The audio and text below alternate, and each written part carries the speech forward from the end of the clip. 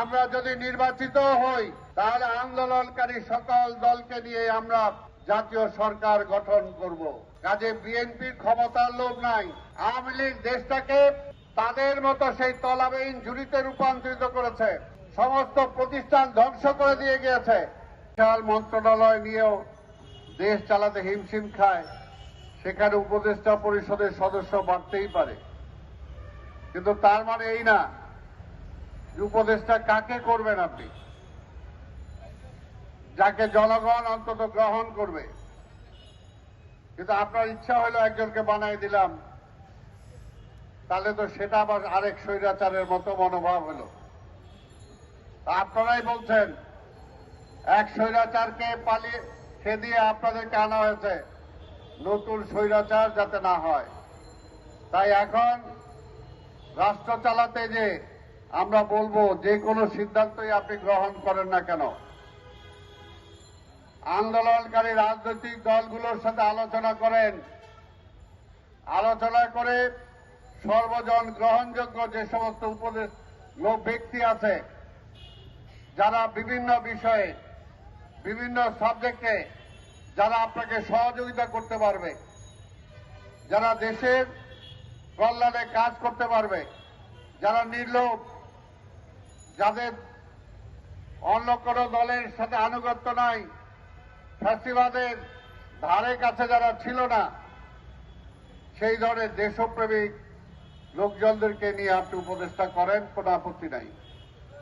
কিন্তু এমন লোকজনকে করেন যাকে আপনার আজকে আন্দোলনকারী সেই ছাত্ররাও আজকে সেটা মানতে পারছে না।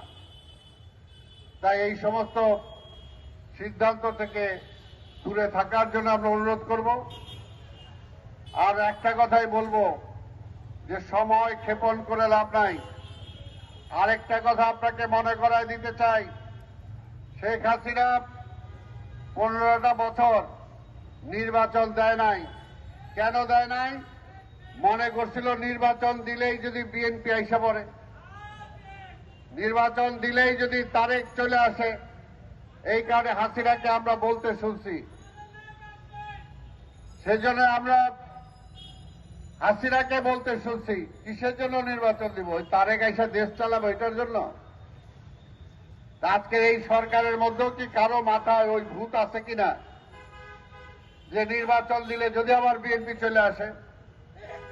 আরে ভাই, নির্বাচন দিলে তো বিএনপি আসবেই, এই ব্যাপারে কি কারো কোনো সন্দেহ আছে?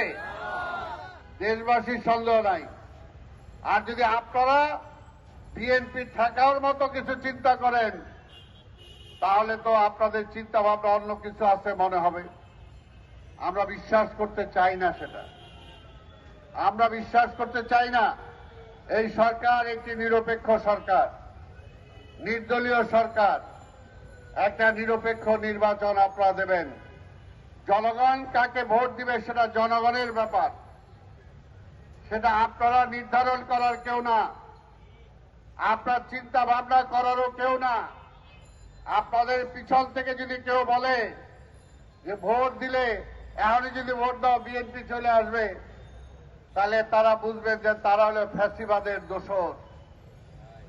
তারা ফ্যাসিবাদকে ফিরে আনতে চায়, তারা দেশে আরেকটু অরাজকতা সৃষ্টি করতে চায়। আর বিএনপির পক্ষ থেকে আমরা বলতে চাই, বিএনপি ক্ষমতায় বিশ্বাস করে না।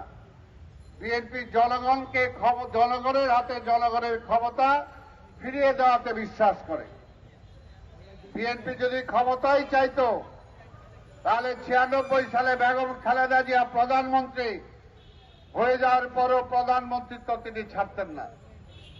বিএনপি যদি ক্ষমতাই চাইতো, তাহলে 5ই আগস্টেই সকল বিরোধী দল আন্দোলনকারী বিরোধী দলকে নিয়ে তাহলে সেদিনই জাতীয় সরকার গঠন করতে চাইতো। আমরা সেটা চাই নাই।